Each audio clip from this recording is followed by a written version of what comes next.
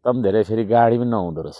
यो खालको ठाउँबाट आउनुभन्दा बरु उतै एउटा तुइन थापेर पारी पर्ने, अनि पारीबाट चाहिँ तपाईँको हाइवे रहेछ उनीहरूको, त्यो हाइवेबाट चाहिँ उता तल के भन्छ अरे खलङ्गा झर्ने होइन, दार्चुलाको सदरमुकाम झर्ने लगायतका ठाउँहरू झर्ने है।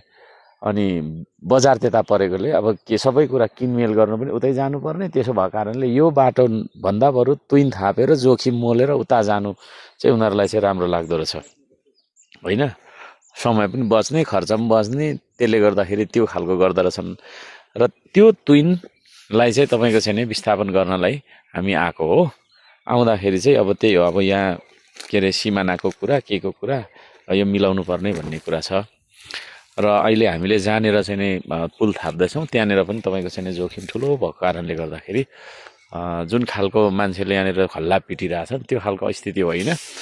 तपाईँहरूलाई म भन्न चाहन्छु यहाँ आउनुहोस् पहिला होइन, यहाँ आएर देखाउनुहोस्। सुरुमा रिपोर्टिङ गर्ने हो भने पत्रकार बनाउँदा साथीहरू जति पनि हुनुहुन्छ यो के भनेर चाहिँ नि आइरहेको छ। अब मेरो विरुद्धमा कलम चलाउने, क्यामेरा चलाउने थुप्रै छन् पहिलादेखि।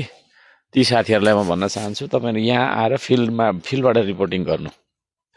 अर्को साम्पाङले कहाँ थाप्दैछ, पुल थाप्दैछ कि छैन भन्ने कुराहरू तपाईँहरू यहाँ एकचोटि आउँदा मात्रै पनि हुन्छ।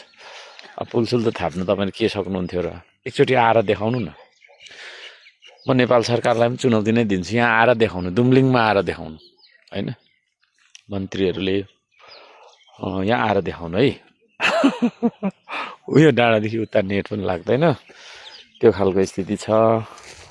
बिजोग भएर मान्छे बसिरहेका छन्। अब यतै खोला भत्केको उतै खोला भत्केको होइन।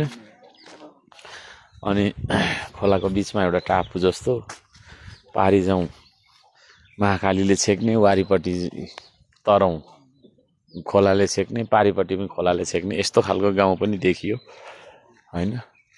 यो खालको बिजोग स्थिति छ। र सबैलाई म भन्न चाहन्छु अब काम गर्नतर्फ लागौँ हामी। अब हामी त्यो पुलको शिलान्यास भइसकेको छ र शिलान्यासकै दिनदेखि हाम्रो श्रमदान पनि सुरु भएको छ। अब सम्पूर्ण श्रमदाताहरूलाई पनि म यतातिर आउनको लागि पनि म आह्वान गर्न चाहन्छु। आइपुग्नको लागि झन्डै 4 दिन लाग्दो रहेछ। यहाँ आइसकेपछि थोरैमा पनि हप्ता 10 दिन खन्ने होइन, ढुङ्गा कुट्ने, ढुङ्गा बोक्ने, बालुवा चाल्ने टाइपको कामहरू गरेर मात्रै फर्कनु होला। यो यस्तो विकट छ र यो संसारको यस्तो एउटा कुना, जुन कुनाबाट म अहिले तपाईँहरूलाई सम्झिरहेको छु है। यति भन्न चाहेँ। धन्यवाद छ। नमस्ते।